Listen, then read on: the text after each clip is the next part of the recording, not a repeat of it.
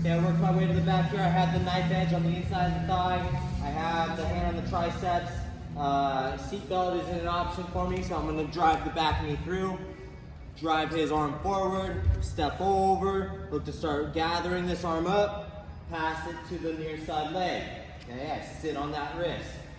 From here, guys, I'm gonna pinch the knees, make my seat belt, and I'm gonna roll over his head, keeping my knees tight the whole time. Force him to roll. Okay, and from here, the transition I'm gonna look for, guys, is the first thing is I look to trap the hand, and I will always, if it's available to me, like say if he's pushing up on top of me, I will always look for the rear naked choke, number one. That's the king.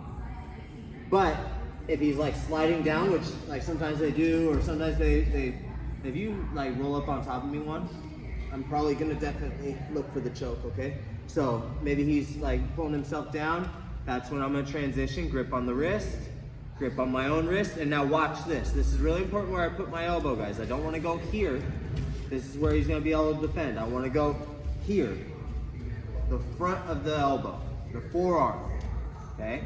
From this position, I can start driving his head down. This is actually where he thinks he wants to go. He wants to start putting his back to the mat to be able to escape this position. But I want him down low so I can bring my leg over the top. I can press to extend and then step that foot over the top. Look at how I catch his wrist here, guys. So my hand transitions and gets out of the way.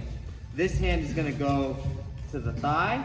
This hand can look to start grabbing at his leg or just going to the mat. This transition to get to the top is a little bit more difficult.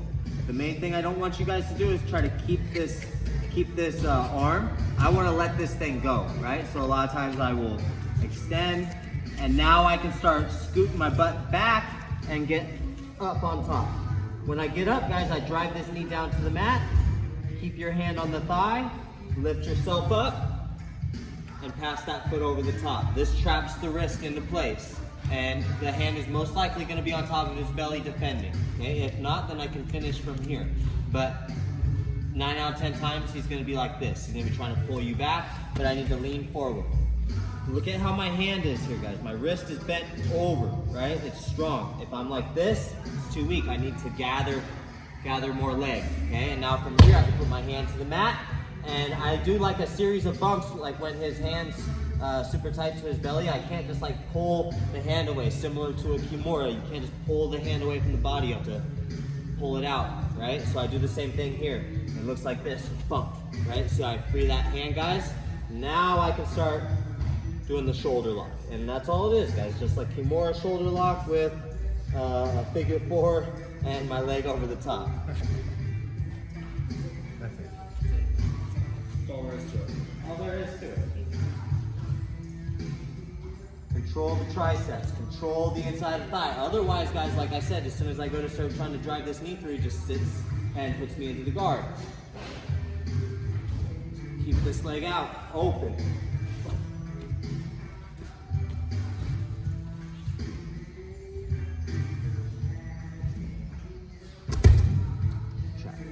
Always look to choke. Elbow in front. Okay, and then you guys can like start thinking about like, oh, I wanted to think that I want to do the arm bar so I can like mess with the arm with my feet. Okay, but in reality, what I want is I want to get this leg over the top and then over the top of that wrist. Okay, I can release here. I'm gonna grab my thigh, and look, I can reach, I can grab the leg, or I can grab the inside on the hamstring here.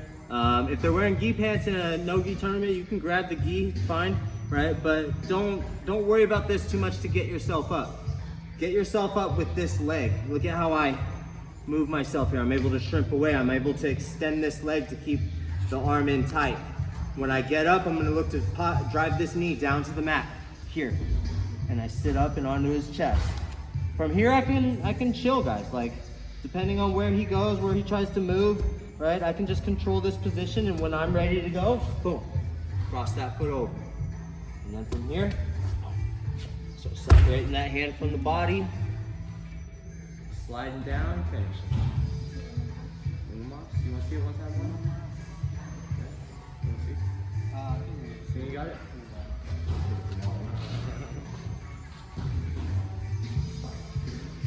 Okay, Okay, so I got my hand on the inside of the thigh, hand on the triceps.